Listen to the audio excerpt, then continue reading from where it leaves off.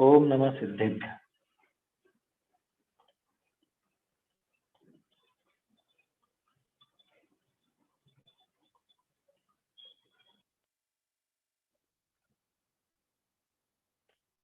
केवल रवि किरणों से जिसका संपूर्ण प्रकाशित है अंतर, उस श्री जिनवाणी में होता तत्वों का सुंदरतम दर्शन।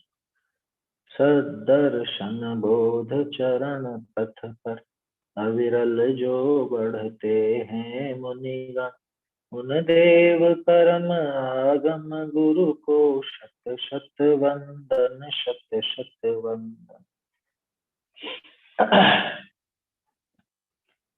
ये तत्व ज्ञान की महिमा दिखाने वाला लेख है। तत्व ज्ञान एक अनूठी जीवन कला, उससे महिमा नहीं दिखाई है, बल्कि तत्व ज्ञान किस तरह से चलता है और किस तरह से वो जीवन में परिवर्तन ला देता है, क्या विचारधारा होती है तत्व ज्ञान, वो यहाँ पे अपन देख रहे हैं। कल अपन ने देखा था ये तत्व ज्ञान जिसको हो जाए, जिसके जीवन में तत्व ज्ञान चलता हो, वो सभी परिस्थितियों में समवस्थ रहता है, संतुलित रहता है और समवस्थ रहता है। माने बिल्कुल एक जैसा, उसको कोई प्रभाव पड़ता ही नहीं। चाहे पुण्योदय की कितनी ही रंगीन छटाएं हो, इंद्रधनुषी छटाएं आया था, और पाप के उदय में कैसी बुरी से बुरी विभीषिका इसके साथ घटित हो जाए, लेकिन इसको रंच मात्र भी उससे फर्क नहीं पड़ता है ना। न तो वहां ये आकुल व्याकुल होता है, परेशान होता है, ना ही गर्व के मारे फूल।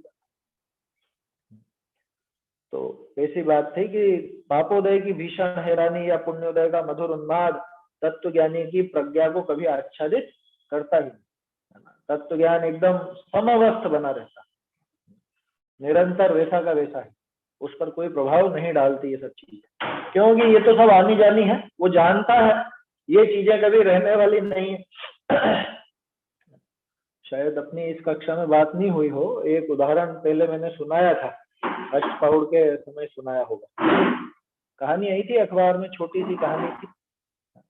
एक वो महिला, थोड़ी बुजुर्ग महिला, वो बस में बैठ करके जा रही थी, और एक युवा महिला, वो थोड़ी सी चंचल भी थी, तो वो उसके पास बैठ गई और जान करके कभी ऐसे कोहनी से कभी ठल्ला दे, कभी बैग निकालने के लिए उसको छेड़े या कुछ भी, इस तरह से कुल मिला के उसको परेशान कर रही थी। और बहुत देर हो गई। फिर उसने ही आगे होकर के पूछा कि मैं आपको इतनी देर से परेशान कर रही हूँ जान करके, ताकि आप कुछ बोलो, आप कुछ बोल ही नहीं रहे। तो उस महिला ने कितना सुंदर जवाब दिया कि हमारा और तुम्हारा साथ कितनी देर का। ये इतनी इतनी ज्यादा महत्वपूर्ण बात नहीं है कि इसके पीछे मैं परेशान हूँ। कितनी देर का साथ है, मैं अगले स्टॉप पर उतर जाऊंगी। अपना साथ तो जरा सी देर का, मैं जरा जरा सी बात के लिए क्या परेशान हूँ। बस ऐसा ही समझना, तत्व ज्ञानी जीव को ये पता है कि ये पर्याय आनी जानी है। चाहे पुण्य के उदय में बाहर में कैसी भी परिस्थिति मिली हो, अनुकूल परिस्थिति, या पाप के उदय में कैसी ही प्रतिकूल परिस्थिति बनी हो, वो बाहरी पर्याय वो तो है भी दूसरे की। ज्ञानी को तो अपने खुद के जो राग द्वेष आदि पर्याय हैं उनका भी खेद नहीं होता। खेद नहीं होता का अर्थ समझना, खेद नहीं होता मतलब वो जानता है कि चली जाएगी, इसलिए बहुत ज्यादा पागल नहीं होता। देखा था ना हमने पिछले पैराग्राफ, वो उन जो दोष अपने पर्याय में है, उन दोषों के प्रति जागरूक तो है, लेकिन उनके पीछे ऐसा पागल नहीं हो गया कि अरे मेरे ऐसी पर्याय क्यों हो। वो जानता पर्याय है, चली जाए। ऐसे ही जब मेरी खुद की पर्याय मेरे साथ नहीं टिकती, तो ये बाहरी परिस्थितियां, चाहे पुण्य के उदय की हो चाहे पाप के उदय की हो, ये क्या टिकेंगी। अब बोलो उसको कितनी परेशानी होगी, या कितना गौरव होगा, कितना गर्व होगा, नहीं होगा। समवस्थ रहता है वो, इसीलिए समवस्थ रहता है राजा सैनिक की तरह, कि चाहे वो नरक की वहां मार काट हो, चाहे यहाँ तीर्थंकर तो मिल जाए, कोई फर्क नहीं पड़ता। यहाँ देव आकर के मेरी पूजा करें या वहां पे नारकी मुझे डंडे मारे, ये भी कहने की बात है मुझे, है ना। वास्तव में तो कहाँ पे उसका, समझ में आ रहा। तो इसलिए वो ज्ञानी समावस्थ रहता है। देखो तो कितनी बढ़िया बात आई थी कि अज्ञानी तो पुण्य और पाप का गुलाम होकर के इधर से उधर टप्पे खाता फिर, और ज्ञानी हर परिस्थिति में संतुलित और समवस्थ रहता है। कल अपन ने पैराग्राफ पढ़ा था, उसकी सामान्य चर्चा तो हुई थी, अभी विशेष बात करनी है अपने। तत्व ज्ञान गर्वोन्मत्त भोगमय जीवन के मृणमय स्वरूप को खुली चुनौती, ये पंक्तियां पढ़ी थी ना कल। खुली खुली चुनौती बिल्कुल, कि ये जितने भी भोग हैं उन भोगों से प्रभावित नहीं होता, ये जितनी भी बाहरी वस्तुएं हैं उन वस्तुओं से प्रभावित नहीं होता, उनकी तरफ लालयित नहीं होता, ये बिछड़ जाए तो परेशान। समझ में आ रही है बात? महलों में रहता हो या जंगलों में, बिल्कुल कोई प्रभाव नहीं पड़ता। वो तत्व ज्ञान कहता है उससे कि तुम होंगे जगत को लुभाने वाले, लेकिन मैं तुमसे बिल्कुल एकदम अप्रभावित हूं, तुम मुझे लुभा नहीं सकते। वो भोग इन तत्व ज्ञान को नहीं लुभा सकते, इस तत्व ज्ञान को नहीं लुभा सकते। तत्व ज्ञान गर्वोन्मत्त भोगमय जीवन, जिसको बहुत भोग प्राप्त हो जाते हैं, गर्व चढ़ जाता है, ज्यादा घमंड आ जाता है, हम तो ऐसे और हम वैसे, हम तो रॉयल लोग हैं, ये क्या मुकाबला करेंगे हमारा, हमारा खान पान ऊंचा और इनका खान पान, हमारा ओढ़ना पहनना ऐसा और इनका। बहुत से लोगों को इस तरह का चढ़ जाता है घमंड, है ना, ये मद है, मद। जैसे जाति का मद होता है ना कि हम तो ऊंचे और बाकी के नीचे, वैसी बात है। तो गर्वोन्मत्त भोगमय जीवन के मृणमय स्वरूप को, मिट्टी का, मिट्टी के खिलौने जैसा स्वरूप है, अभी एक जरा से झटके में बिखर जाएगा, उसको खुली चुनौती देता है तत्व ज्ञान, हर तरह से देता है। वो कभी टिकने वाले नहीं वो भोग आदि, और ये तत्व ज्ञान हमेशा रहने वाला है।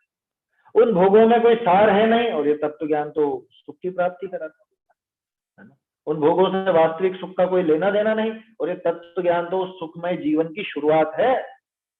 इसलिए खुली चुनौती है, खुली चुनौती। इसका एक आशय दूसरी तरफ से भी देखना कि जिसके जीवन में तत्व ज्ञान होता है वो भोगों की तरफ ज्यादा लालयित नहीं होता, आकर्षित नहीं होता, उसके जीवन में भोग विलास ऐसे नजर नहीं आते ना, उच्छृंखलता की, उच्छृंखलता सहित। समझ में आई बात? निरंकुश जीवन नहीं होता उसका। क्यों? क्योंकि वो जानता है भोग मुझसे बिल्कुल न्यारे है, ये बाहर है और ये क्षण स्थायी है, तो इसलिए इनका जब मुझसे कोई लेना देना ही नहीं तो मैं क्यों इनके पीछे व्यर्थ में पाप कमाऊं। तो ज्ञानी के जीवन में एक सदाचार, सात्विकता भी नजर आती है, दिखाई दे।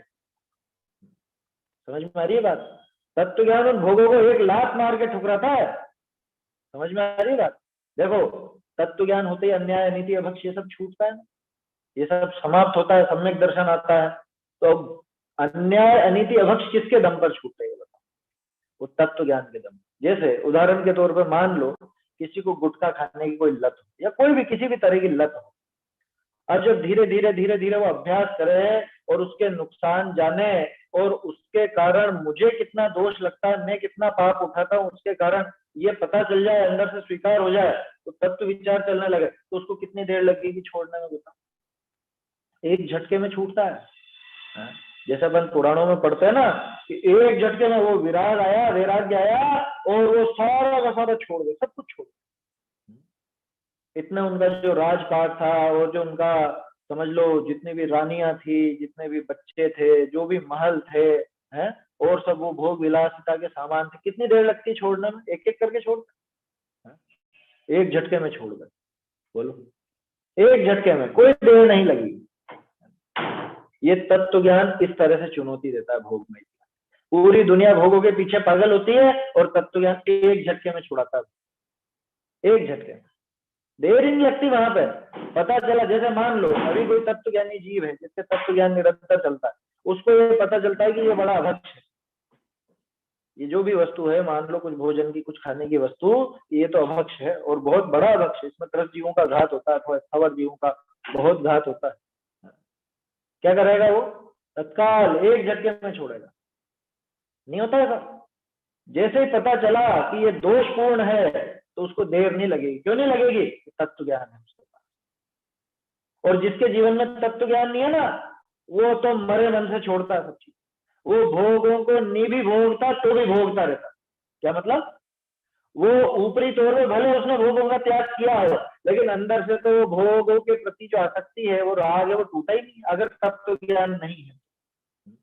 अरे ये तो जैन कुल में पैदा हो गए इसलिए ये सब छोड़ना पड़ रहा है, हमारे घर में रात में नहीं चलता, आलू प्याज नहीं चलता, बाहर का नहीं चलता, इसलिए छोड़ना पड़ रहा है। क्या करें अब? नहीं तो अच्छा तो लगता है, बहुत अच्छा तो लगता है ये क्या, लेकिन छोड़ना पड़ रहा है।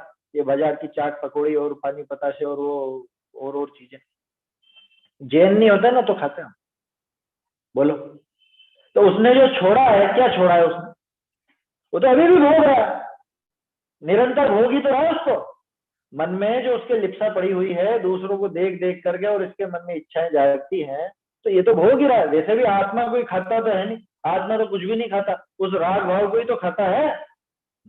और ये राग तो इसके भी पड़ा हुआ, तो निरंतर खा ही रहा है, वो अभक्ष खा ही रहा है, निरंतर उस भोग को भोग ही रहा है। और जिसके जीवन में तत्व ज्ञान हो, वो तत्व ज्ञान के सहारे उन वस्तुओं को दूर करने में, उन वस्तुओं से दूर जाने में एक क्षण भी नहीं लगा।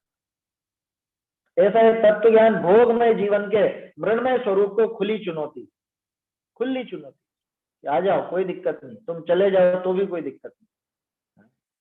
समझ में आई बात? ये मुझे जरूरत ही नहीं है तुम्हारी, तुम्हारे बिना पूरा हूं,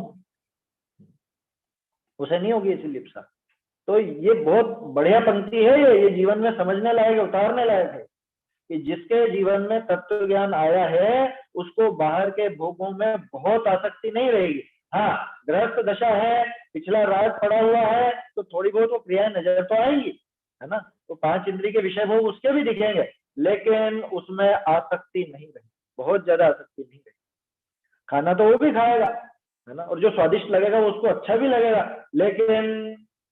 लेकिन क्या कि वहां जिसमें बहुत ज्यादा पाप हो, ऐसी चीजों के प्रति वो लालयित नहीं होगा। आत्मानुशासन पढ़ा तुम लोगों ने? आत्मानुशासन में आचार्य देव ने कहा तू तो भोग भोग, क्या कोई दिक्कत नहीं है, तू तो भोगों को भोग, लेकिन धर्म का साधन करते हुए। ये तत्व ज्ञानी जीव धर्म का साधन करते हुए भोगों को भोगता है, ऐसा है आत्मानुशासन में। गुणभद्राचार्य ने लिखा कि तुझे विषय भोग पसंद है तो भोग, लेकिन धर्म का साधन कर।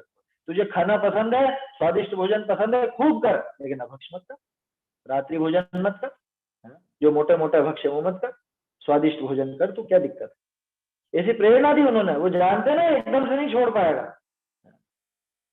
समझ में आ रही है बात? तो जिसके जीवन में तत्व ज्ञान है, जहां तत्व ज्ञान आया वहां पर बहुत बड़े अभक्ष्य, बहुत पापमय भोग, ऐसे भोगों के प्रति आसक्ति, ऐसे भोगों के प्रति लिप्सा, उनके प्रति इसकी समझ लो जो रुचि है वो तो टूट जाएगी, एक झटके में टूट जाएगी।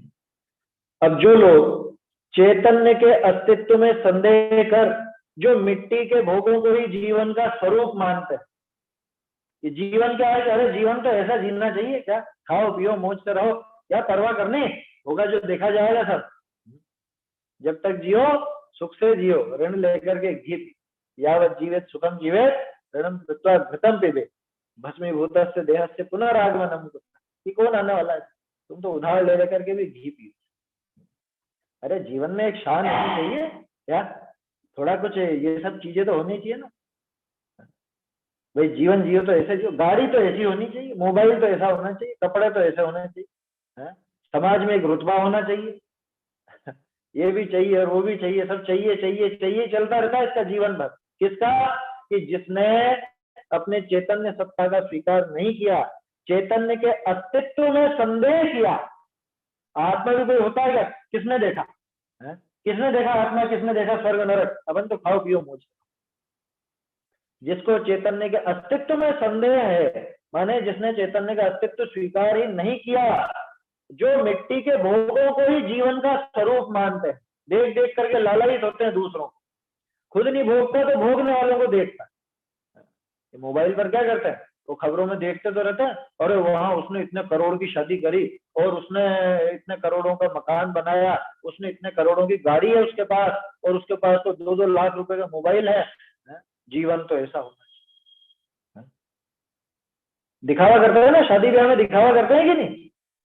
किस बात का दिखावा करते हैं? 50-50, 100-100 आइटम बनाएंगे ना, मुझे तो पता नहीं है, वहां जाए वर्षों हो गए क्या, कितना आइटम बनाते हैं, और लोग उनमें से सारे चख भी नहीं पाते। ये क्या है? ये दिखावा है। ये भोगों में ही आनंद समझ रखा है, भोगों में ही जीवन, वो दिखावे में जीवन समझ। अरे ऐसे ऐसे मूर्ख लोग देखे हैं, उधार ले लेकर के ये काम करता है, पूरा जीवन निकल जाता है चुकाते चुकाते। मूर्ख है बिल्कुल। ऐसा दिखावा पसंद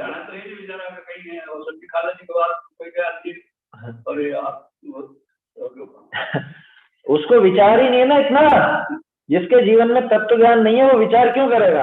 वो न खाने पीने में विचार करता है, न ओढ़ने पहनने में विचार करता है। उन भोगों को भोगते हुए उसको जरा भी विचार नहीं चलता कि इनसे मेरा क्या लेना देना है, या इनका और मेरा क्या संबंध है, इनसे मुझे क्या भला होगा, क्या सुख मिलेगा।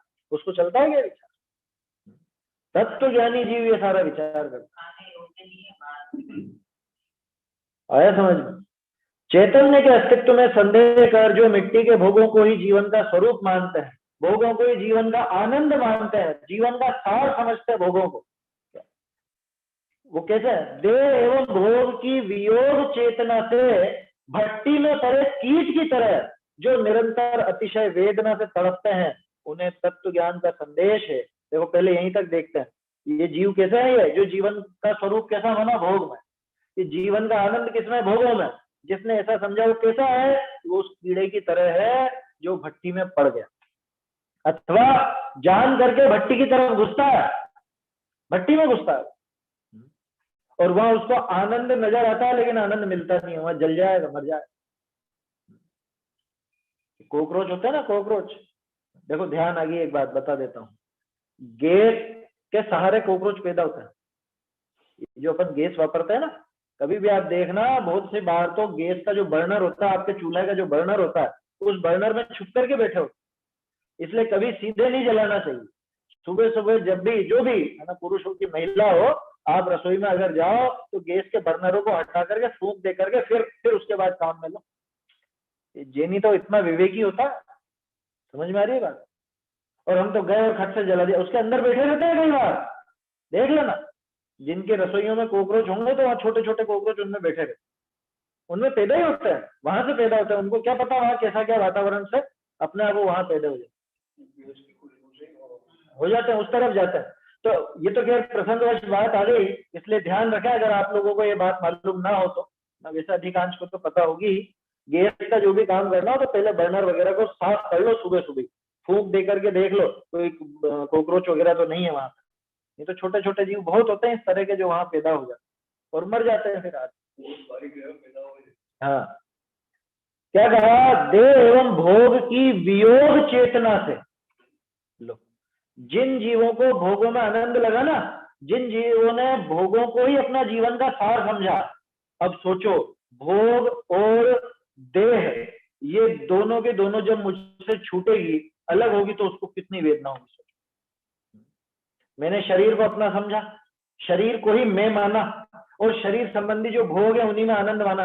अब जब ये भोग छूटते हैं तब क्या होता है? फिर पगला जाता है, बिल्कुल पगला जाता है। अरे आत्महत्या तक कर लेता है। बाहरी परिस्थितियां, वो सारे भोग चले जाए।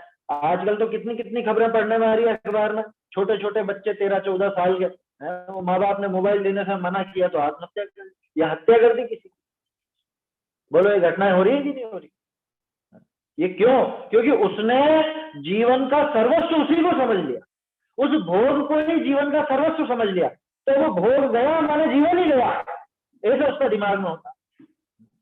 जो तत्व ज्ञान से रहित जीव है, जिसके जीवन में तत्व ज्ञान का प्रवेश ही नहीं है, वो जीव तो ऐसा ही समझता है कि ये शरीर गया तो माने मैं गया।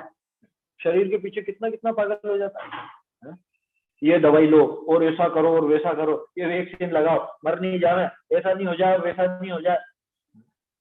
क्यों? कि शरीर छूट गया तो फिर मैं क्या करूं? शरीर का कुछ बिगाड़ नहीं होना चाहिए। शरीर को जिसने अपनत्व दे रखा है पूरा का पूरा, शरीर में ही जिसने अपनत्व मान रखा है, शरीर को ही मैं हूं ऐसा समझ रखा है, तो शरीर के वियोग में उसको कितनी वेदना होगी सोचो। भोगों में जिसने आनंद मान रखा है, भोगों को ही जीवन का सार समझ रखा है, तो जब भोग उससे छुड़ाए जाएंगे माने तो कर्म के उदय में, जिस कर्म के उदय में आए थे उस कर्म के समाप्त होने पर चले भी जाते। पुण्य के उदय में आए थे, पुण्य का उदय समाप्त हुआ तो चले भी जाएंगे वो भोग, तब फिर इसको कितनी वेदना होगी। अरे सीधा सा है, अभी जैसे आजकल तो जमाने ही मोबाइल का है ना, अब आप दिन भर उस मोबाइल में घुसे रहते हैं। अब मान लो मोबाइल गुम जाए या चोरी हो जाए तो कितनी भयंकर वेदना होती है इसको। अरे पगला जाता है, बिल्कुल पगला जाता है। एक किस्सा तो ऐसा सुना था कि वो उसका मोबाइल गुम गया तो आत्महत्या ही कर ली। क्यों? मेरे मोबाइल में मेरी बहुत सी काम की चीजें थी और मेरे ऐसे फोटो थे और ये थे और वो थे, हैं? आत्महत्या कर। सोचो, देह एवं भोग की वियोग चेतना से, माने उन वियोग का चिंतन करके ही वो वियोग की पता चले तो कैसा तड़पता है, भट्टी में पड़े कीट की तरह। जैसे आग में कोई कीड़ा पड़ जाए, अब वो जैसे तड़पता है वैसे ये भी निरंतर अतिशय वेदना से तड़पते हैं। इसलिए भोगों को कहा जाता है आदि मध्यांत दुख। सुना कि नहीं सुना है? सुना क्या, पढ़ा होगा ना। आदि मध्यांत दुख का है इन भोगों को, कि इनके आदि में, इनके मध्य में और इनके अंत में हर जगह दुखी दुख। आदि माने प्रारंभ, कि भोगों को मतलब भोगना है तो उसके प्रारंभ में दुख कैसा है कि पहले तो मैं उसको जुटाने का उपाय करूंगा, उसके जुटाने की आकुलता। जैसे मान लो मुझे कार खरीदनी, ठीक है, कार लानी है, तो कार के लिए पहले तो पैसा इकट्ठा करूं, बिना पैसे के तो आएगी क्या? जो भी 5-10 लाख की आती है तो वो 10 लाख रुपए की आएगी मान लो, तो 10 लाख तो मुझको इकट्ठे करनी है। उसके पीछे कितने पापड़ बेलूंगा, है? कितने परेशान होऊंगा, और तरह तरह की परेशानी उठा करके, और समझ लो जो और चीजें थी मेरी, उनमें तो खर्चा नहीं किया मैंने, पैसा बचाया, इसके लिए बचाया, उधार भी लिया, है? और डबल टाइम मेहनत करी, तब जाकर के, तो यानी उसकी शुरुआत ही दुख से, आकुलता से। अब जब भोगते हैं तब भी दुख। क्यों भोगते हैं जब दुख? जब गाड़ी चलाते हो और पास से कोई एकदम से तेज निकले आपके पास, और स्क्रैच तो नहीं आ गया, अरे कहीं ऐसा तो नहीं हो गया। बोलो कितने विकल्प चलते हैं, गाड़ी पार्किंग में खड़ी करने में भी कितना कितना ध्यान रखते हैं कि कुछ अड़ ना जाए, कुछ स्क्रैच ना आ जाए, है? या आजकल के लड़के धनाधन ऐसी गाड़ियां दौड़ाते रहते हैं, कभी टकरा जाएंगे ये अपनी गाड़ी से तो अपना नुकसान होगा गाड़ी का, गाड़ी पंक्चर हो तो कितना दुख। माने उसको भोगते समय भी एक आकुलता बनी ही रहती है, कुछ बिगाड़ हो चाहे ना हो, लेकिन भोगते समय भी आकुलता बनी। जैसे मिठाई खाते हो ना, तो मिठाई खाते खाते भी वो भाव अंदर में एक आकुलता पैदा करता है, अरे बस इतनी, ये अब इतनी मिली थी, ये खत्म होगी। तो भोगने में मजा तो खूब आ रहा है इसको, लेकिन इतनी। और अंत में या वो भोगों को ही जब अपना सर्वस्व समझा तो फिर उसके जाते हुए तो वो दुखी करेगा ही करेगा। मान लो गाड़ी का एक्सीडेंट हो गया, या मजबूरी वश बेचनी पड़ी, या कुछ भी हुआ, आपकी बहुत यादें जुड़ी थी उससे, तो उसके बाद तो दुखी होना ही होना। इसलिए कहते हैं भोगों को आदि मध्यांत दुख। किसी पर भी लगा सकते हो, ये तो एक गाड़ी का उदाहरण लिया अपन ने, भोजन पे लगा लो, आपके मोबाइल पे लगा लो, कपड़ों पर लगा लो, किसी से भी लगा। आदि मध्यांत दुख आया समझ में?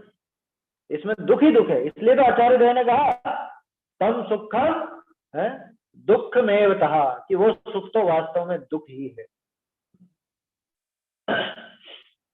वह सुख सदा ही त्याज्य रे पश्चात जिसके दुख। अभी ये पश्चात नहीं, यहाँ तो शुरुआत में भी दुख भरा, बीच में भी दुख भरा, पश्चात में भी दुख भरा। समझ में आ रही है बात? ऐसा तो किसके साथ होता है ऐसा, कि जो चैतन्य के अस्तित्व में संदेह करते हैं और मिट्टी के भोगों को ही, ये पुद्गल के भोगों को ही जीवन का स्वरूप मानते हैं, उनके साथ ऐसी दुर्घटना होती है। कैसी? कि वो देह और भोग की वियोग चेतना से, वियोग हुआ नहीं है अभी, वियोग चेतना से, उसका वियोग का अगर चिंतन भी करे, वो विचार भी आए, तो कीट की तरह, भट्टी में पड़े कीट की तरह निरंतर अतिशय वेदना से तड़पते। ऐसे जीवों को तत्व ज्ञान क्या संदेश देता है? उनको तत्व ज्ञान का संदेश है कि समस्त भोग संग्रह एवं संग्राहक भाव ठीक ऐसी ही मिथ्या कल्पनाएं हैं जैसे एक बालक मधुर विष पीता हुआ हंसता। कि तू ये भोगों में जीवन समझता, तू ये भोगों के वियोग में तू दुख मान रहा। अरे भोग तो ऐसे हैं जैसे जहर। बोलते थे पूजा में, इंद्रिय के भोग मधुर विषम, इंद्रिय के भोग मधुर विषम, मीठे जहर है, मीठे जहर। समझ में आ रही है बात? ये मीठा जहर है। इंद्रियों के जो भोग है, 5 इंद्रिय के विषय भोग, ये सारे के सारे कैसे है? मधुर विषम, मधुर विष के समान। चखने में मीठा मीठा लगता है, लेकिन बाद में ये तो अंदर जाकर के बहुत नुकसान करेगा, बहुत दिक्कत खड़ी कर देगा। बहुत सारी चीजें होती है ना ऐसी, वो आजकल जो चॉकलेटें बनती है और चीजें, उनमें पीछे लिखे रहते हैं जाने क्या क्या केमिकल, और कई बार वैज्ञानिक स्पष्टीकरण भी देते हैं कि ये बिल्कुल भी अपने फायदे का नहीं है, बहुत नुकसान होगा, शरीर को बहुत घात करते हैं, शरीर का घात करते हैं, नुकसान पहुंचाते हैं। तरह तरह के केमिकल आते हैं ना, कौन कौन से, उस स्वाद को बढ़ाने के लिए डाल दिए जाते हैं। अपने को नाम भी ज्यादा नहीं पता। ये चाइनीज जो भोजन बनता है, इनमें बहुत सारी चीजें ऐसी डाल दी जाती है। हाँ हाँ, वो अजीनोमोटो और जाने क्या क्या नाम है उनके, वो सब शरीर को नुकसान करने वाले, सारे के सारे शरीर को नुकसान करने वाले, उसके बावजूद ये खाता। तो खाते वक्त तो बहुत मजा आ रहा है इससे, और बाद में अंदर जाकर के वो गड़बड़ पैदा करती, फिर दवाइयां लेता, डॉक्टरों के पास जाता। समझ में आ रही है? हाँ बहुत रहती है, वो खाने लायक ही नहीं है, बाजार का कुछ भी भोगने लायक नहीं है। आया समझ में? ये घर में बना हुआ ही भोजन करता है, ये नहीं तो बाहर का भोजन नहीं करता। तुम लोग तो नहीं खाते होंगे मेरे ख्याल से, सभी विद्यार्थियों से कह रहा हूँ, है ना? बाहर का अपने खाने लायक नहीं है। जैन बाहर खाए, घर से बाहर बनी हुई चीज कैसे खाए भाई? जो अपनी शुद्ध रसोई है वहां भोजन, वहां बना हुआ भोजन अपन करते। समझ में आ रही? तो तत्व ज्ञान क्या संदेश देता है ऐसे जीवों को जो भोगों में ही मग्न है, भोगों में डूबे हुए हैं? उनको क्या संदेश है तत्व ज्ञान का? ये सारे के सारे भोग संग्रह, या मतलब ये जितने भी तूने इकट्ठे किए हैं, जो भी ये भोगों का परिग्रह तूने जुटाया है, और इनका संग्राहक भाव माने इनके प्रति जो तेरा राग है, वो सारा का सारा कैसा है कि ऐसी ही मिथ्या कल्पना है ये। मतलब तू जो इनमें सुख मानता है, ये सुख मानना इनमें ऐसी मिथ्या कल्पना है जैसे कोई मीठा जहर पिए और खूब खुश हो, मीठा जहर पी करके और हंसे। ऐसा ही तेरा भोगों को भोगते हुए आनंद मानने की मान्यता है। समझ में आ रही बात? वो जहर को पी रहा है, जहर से उसको रंच मात्र भी फायदा नहीं होने वाला, उल्टा नुकसान ही होने वाला है, ठीक है? लेकिन इसने सोच रखा है कि शायद यहाँ कुछ लाभ। ठीक उसी तरह से तू इन 5 इंद्रिय के विषय भोगों में अटका हुआ है, इन्हीं में लटका हुआ है, और सोचता है कि इनसे मुझे सुख मिलेगा। रंच मात्र भी सुख मिलने वाला नहीं, वो जहर नुकसान ही करता है, वैसे ये भोग भी तुझे नुकसान ही करता है। जापानी लोग है ना, वापस देशी उस पे आ रहे हैं, सब सारी सब आएंगे, सब बंद कर रहे हैं। तो जो पहले के जो हिमाचल प्रताप के जो जीवन था ना, वैसे तो जब दिखेगा कि इनमें लाभ नहीं है, नुकसान है, तो छोड़ेंगे। समझदार व्यक्ति तो छोड़ेगा, और जो मूर्ख होगा वो उन्हीं के प्रति लालच, ओ कल किसने देखा, देखी जाएगी। जब देखी जाएगी, जब सामने आती है तब रोता है, अभी कहता है देखी जाएगी, जो होगा सो देखे। भाई यहाँ तत्व ज्ञान बिल्कुल एकदम अपने को अपना स्वरूप बताता है, इन भोगों का स्वरूप बताता है, तो उस तत्व ज्ञान का सहारा लेना चाहिए। जगत की वास्तविकता दिखा दी ना इसमें, तो तत्व ज्ञान में तो सारी बातें आ गई, सारी वस्तुओं का स्वरूप आ गया, अपना स्वरूप आ गया, मैं किससे सुखी होता हूँ, किससे नहीं होता हूँ, ये सारी बातें। तो तत्व ज्ञान भोगमय जीवन को चुनौती तो देता ही देता है, साथ ही ये स्पष्ट भी कर देता है कि जिन भोगों में तुमने सुख माना है, वास्तव में वहां सुख रंच मात्र भी नहीं है, उनसे सुख मिलने वाला नहीं तुमको, वो दुख ही दुख है वहां पे, उनमें है ही नहीं सुख मिलेगा कहाँ। सुख जहां है वहां डुबकी लगाए तो सुखी होगा, जहां पे सुख है ही नहीं वहां कैसे सुख मिलेगा। जिसमें सलिल नहीं है ठहरे हो उस तट पर, रत्न राशि तुमको कैसे देगा रत्नाकर? क्या तुम्हें कैसे मिलेंगे रत्न और मणिया? तुम तो वहां खड़े हो बिल्कुल ऐसे रेतीली जमीन पर, और समुद्र में उतरो तो मिलेंगे, समुद्र में है वो। समझ में आ रही है बात? ऐसा। चलो आगे बढ़ते हैं अपन, अगला पैराग्राफ पढ़ना है अपने को।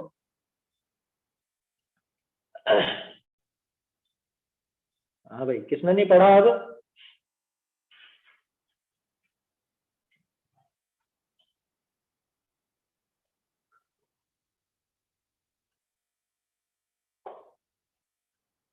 किसका हाथ खड़ा हुआ है? नाम नहीं है इसके अंदर।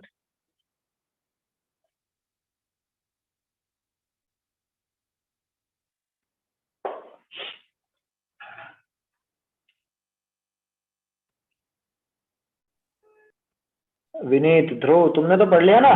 किसने नहीं पढ़ा अभी? और कौन बच रहा है? अपने आप ही पढ़ लो भाई। विराग, विराग पढ़ो। समग्र संयोग वियोग की संततियों के संबंध में तत्वज्ञान का सुनिश्चित अभिमत है कि वे कभी भी आत्मा के पुरुषार्थ से निष्पन्न नहीं है।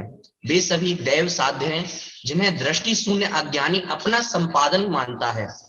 अतएव उसका संपूर्ण जीवन संयोगों की सुरक्षा में नष्ट हो जाता है। जब तत्वज्ञान इनकी सीमा में अपनी व्यवस्था का भयंकर पाप नहीं करता, अतएव हल्का फुल्का समरसी जीवन जीता है। बस देखो, देखते हैं, बढ़िया पैराग्राफ है ये भी। क्या कहा? समग्र संयोग वियोग की संततियों के संबंध में, संयोग वियोग की संततियां, संतति माने क्या? संतति माने परंपरा। देखते हैं अपन, कई वस्तुओं का संयोग होता है, कई वस्तुओं का वियोग होता है, कुछ चीजें मिलती हैं, कुछ बिछड़ती हैं। कोई जीव है ना, जीवों का भी अपने साथ संयोग वियोग बना रहता है ना, है? माता पिता मिल गए, थोड़े बड़े हुए भाई बहन मिल गए, और बड़े हुए दोस्त मिल गए, हैं, पत्नी मिल गई, पति मिल गया, बच्चे बच्ची मिल गए, और परिवार मिल गया। ये सब क्या हुआ? ये संयोग। और इनमें से कुछ बिछड़ते जाते, वियोग हो गया। पहले तुम स्कूल में पढ़ते थे 10वीं तक, है ना, तो 10वीं तक के जो दोस्त थे, आज उनसे ज्यादा गहरी दोस्ती है, या जिनके साथ अभी रह रहे उनके साथ गहरी दोस्ती है? उनका संयोग हुआ था पहले, अब उनका वियोग हो गया, अब इनका संयोग हुआ है। और जब तुम शास्त्री करके निकलोगे, अगर अलग अलग ही रहोगे, अधिकांश सब दूर दूर हो जाता है, तो इनका भी वियोग हो जाता है। ये संयोग वियोग की संतति चलती रहती है लगातार। कोई वस्तुएं मिलती है, कोई बिछोड़ती है। कपड़े ही देख लो ना, पहले कपड़े दूसरे थे, फिर वो धीरे धीरे वो कपड़े तो जैसे भी हुए, फट गए या घिस गए, छोटे हो गए, हैं, कुछ भी हो गया उनका, अब दूसरे कपड़े आ गए। पहले वस्तुएं दूसरी थी, अब दूसरी वस्तुएं आ गई। पहले दूसरा मोबाइल था, अब दूसरा मोबाइल आ गया। पहले दूसरी गाड़ी थी, अब दूसरी गाड़ी। ये संयोग और वियोग की संतति चलती ही रहती है। किसके उदय में? पुण्य के उदय में अथवा पाप के उदय, है ना। पुण्य के उदय में भी वो वस्तुएं मिलती हैं, पाप के उदय में भी वो वस्तुएं मिलती हैं। पुण्य के उदय में अनुकूलता का संयोग होता है, और पाप के उदय में प्रतिकूलता का संयोग होता है। पुण्य का उदय समाप्त, तो वो जो अनुकूलता मिली थी उसका वियोग हो जाएगा। पाप का उदय समाप्त, तो वो जो प्रतिकूल वस्तु मिली थी, प्रतिकूल संयोग मिला था, उसका वियोग हो जाएगा। यही होता है ना। समग्र संयोग वियोग की संततियों के संबंध में, माने बाहर में जितना भी मिलना बिछड़ना होता है, चाहे वो अन्य जीवों का हो, चाहे अन्य वस्तुओं का हो, चाहे किसी भी प्रकार का कोई संयोग हुआ हो, उस संयोग और वियोग के संबंध में तत्व ज्ञान का सुनिश्चित अभिमत है। बिल्कुल 100% पक्की बात है। क्या बोलते हैं वो, 1,00,000% की बात है ना, एकदम पक्की गारंटीड बात है। क्या है कि वे कभी भी आत्मा के पुरुषार्थ से निष्पन्न नहीं है। अज्ञानी क्या समझता है? मैंने किया, मैंने जुटाया, है, मैंने इतने रुपए इकट्ठे किए, मैंने इतने रुपए कमाए, मैंने इतने भोगों को जोड़ा, जोड़ा मतलब उनको इकट्ठा किया। ये कार किसकी की? ये मेरी। ये मकान किसका? ये मेरा। ये दुकान किसकी? ये मेरी। ये वस्तुएं किसकी? ये सब मेरी। ये मैंने जुटाई है, मैंने अपनी मेहनत करके मैंने ये काम किया। बाल बच्चों को पाल पोस करके मैंने बड़ा किया, घर को मैंने संभाल रखा। बोलो, ये सब संयोग और वियोग में ये खुद का कर्तव्य मानता, खुद का संपादन। क्या कहा? वे कभी भी आत्मा के पुरुषार्थ से निष्पन्न नहीं है। इनमें जीव का जरा भी पुरुषार्थ नहीं लगता। बिल्कुल एक ही पंक्तियां सुनो। क्या कहा बाबूजी ने? अरे धनादि संयोग पुण्य के उदय जन्य सामान है। याद है ना बात? ये पुण्य के उदय जन्य सामान, इनके संपादन में चेतन का न तनिक आसान है। बोलो, चेतन का कितना एहसान है, आत्मा का कितना पुरुषार्थ है इनमें। मैंने रुपए कमाए, कि तूने कमाए, कितने कमाए? कि मैंने आज 1,000 रुपए कमाए। तो 1,000 ही क्यों कमाए तूने? अगर तू कमाने वाला है तो 1,000 ही क्यों कमाए? 10,000 क्यों नहीं कमाए? लाख क्यों नहीं कमाए? समझ में आ रही है बात? इनके संपादन में चेतन का न तनिक एहसान है। एक अथक श्रम करता लेकिन भूखा सोता रात है, और मोतियों के करंड में होता कहीं प्रभात है। विधि का यही विधान, न इसमें श्रम का नाम निशान भी, जिससे तड़क तड़क गिर पड़ती कर्मों की संतान। क्या लिखा? वे सभी दैव साध्य हैं। विधि का यही विधान, पुण्य और पाप का उदय। विधि माने कर्म, ये कर्म का विधान है, कर्मों के किए हुए हैं। पुण्य और पाप के उदय में ये वस्तुएं मिली है, अथवा उनका उदय समाप्त होने पर चली जाती है, अनुकूल या प्रतिकूल जो भी है ना। पुण्य के उदय में भी वस्तु मिलती है और पाप के उदय में भी वस्तु मिलती है, ध्यान रखना। ये सिद्धांत मालूम है या नहीं तुमको? चलो एक बार दोहरा लेते हैं, बहुत दिन हो गए इस बारे में चर्चा कर, शायद गुणस्थान की कक्षा के समय तुमको बताया हो। बोलो, रुपया पैसा किसके उदय में मिला? संयोग। बोलो भाई। पुण्य के उदय से। पुण्य के उदय में, ठीक है। और जी। रुपया पैसा किसके उदय में गया? पाप के उदय पाप के उदय में। गलत, बिल्कुल गलत बात। पुण्य का उदय समाप्त होने पर गया। जी।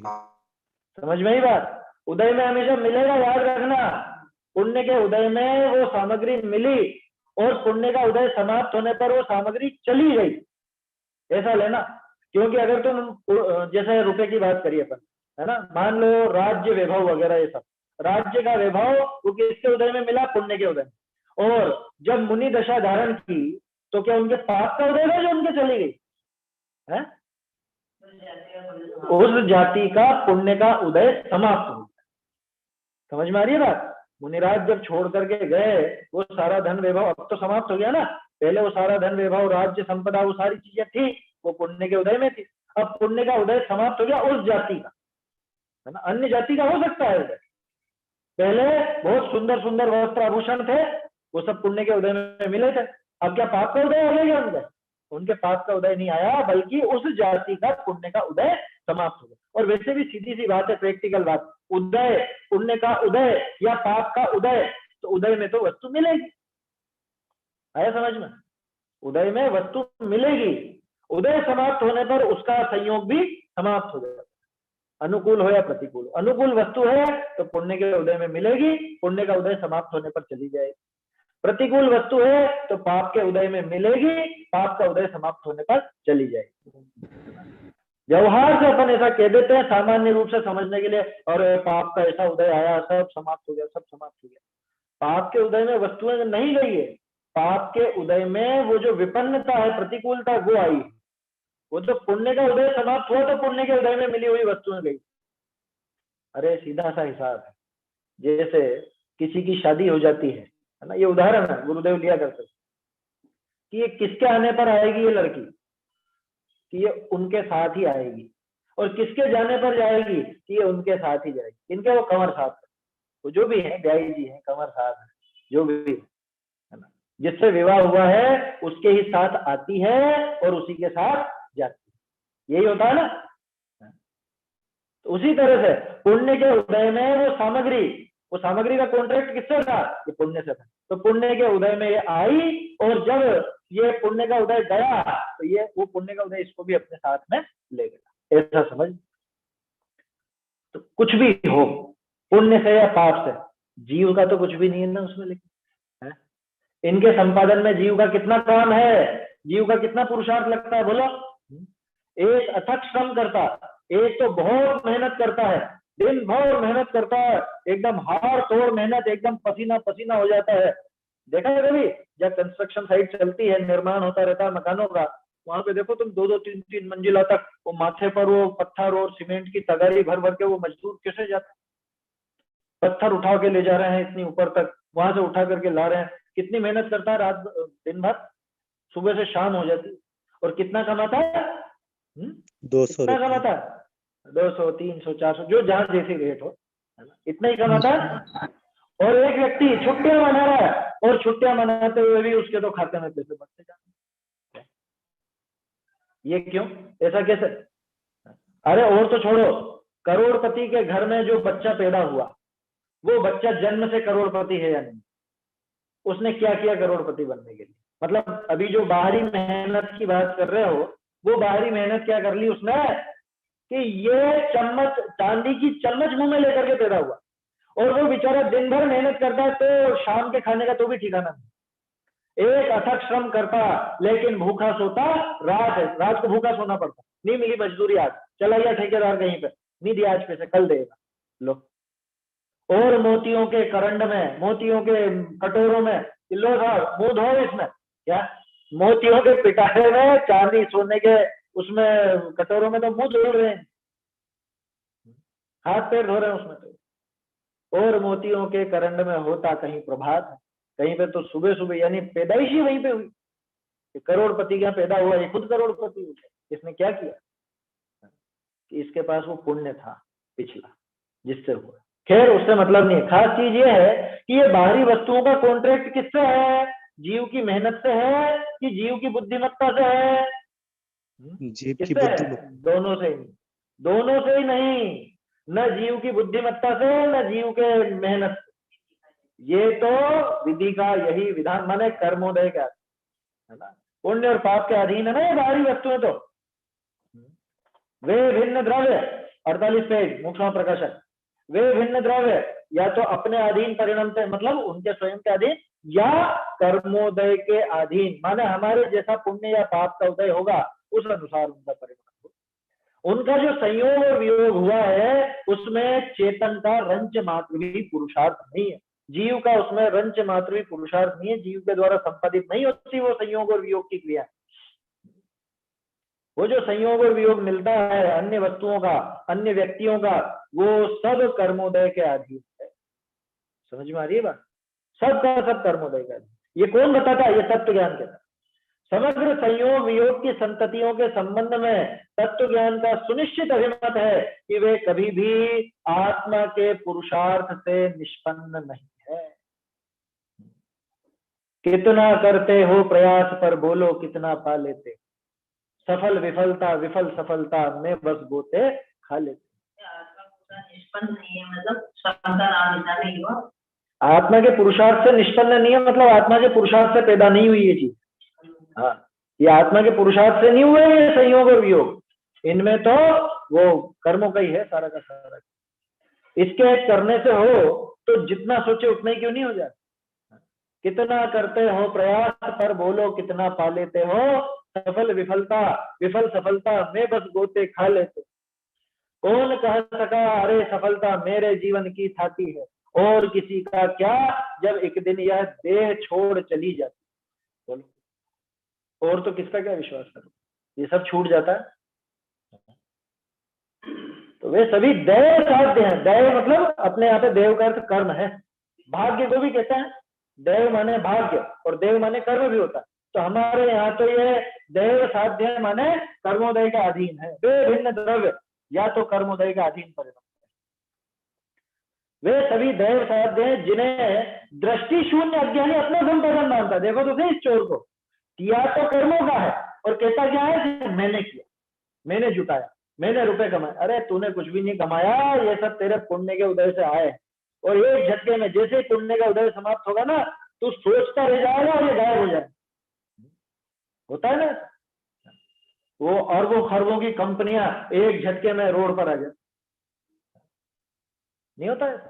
क्या हुआ है? वो तो सोचता है मैंने इतनी मेहनत से कमाया।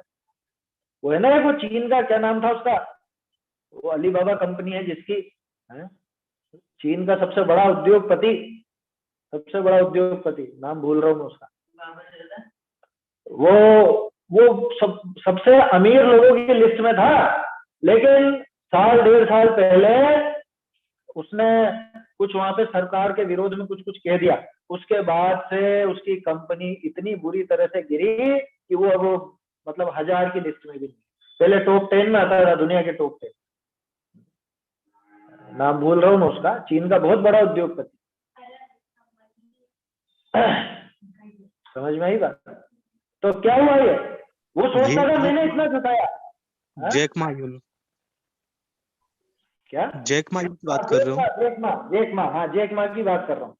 जैक मा वो चीन का सबसे अमीर व्यक्ति और विश्व के सबसे अमीर व्यक्तियों की श्रेणी में आता था। लेकिन धीरे धीरे धीरे धीरे क्या हुआ, धीरे धीरे नहीं एक झटके। अब बोलो वो क्या है, वो अगर कहे कि मैंने इतनी मेहनत से और बुद्धिमानी से कमाया, ये क्या हुआ, एक ही दिन में तेरे अरबों खरबों डॉलर का नुकसान कैसे?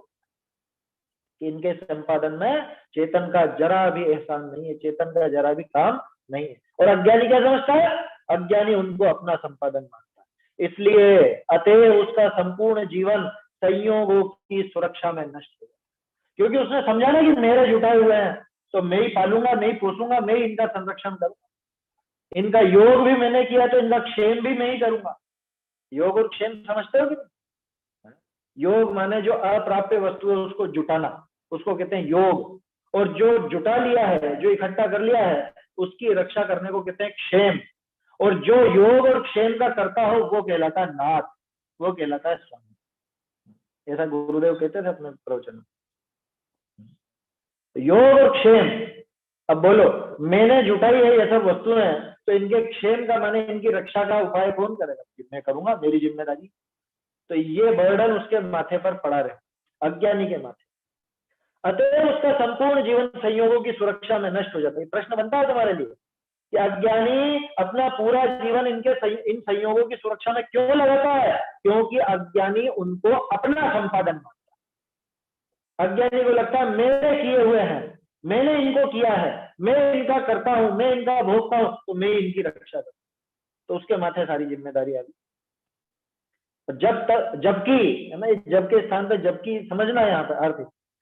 जबकि तत्व ज्ञान इनकी सीमा में अपनी व्यवस्था का भयंकर पाप नहीं करता। क्या मतलब? कि वो परद्रव्य है, वो भिन्न द्रव्य है, उनकी सीमा में घुस करके मैं व्यवस्था करूं, मैं व्यवस्था करूं, ऐसा बिल्कुल भी प्रयास नहीं करता। ऐसा जो भयंकर पाप है अपनी व्यवस्था करने का पाप, माने मैं व्यवस्थापक बनूं अन्य द्रव्य का, ऐसा भयंकर पाप तत्व ज्ञान नहीं करता। अतः हल्का फुल्का समरसी जीवन जीता, कैसा भी संयोग मिल जाए, कैसा भी वियोग हो जाए, लेकिन इसको समरस बना रहे। समरस माने समता का। देखा था ना कल अपन ने, समवस्थ रहता, हल्का फुल्का समरसी जीवन जीता।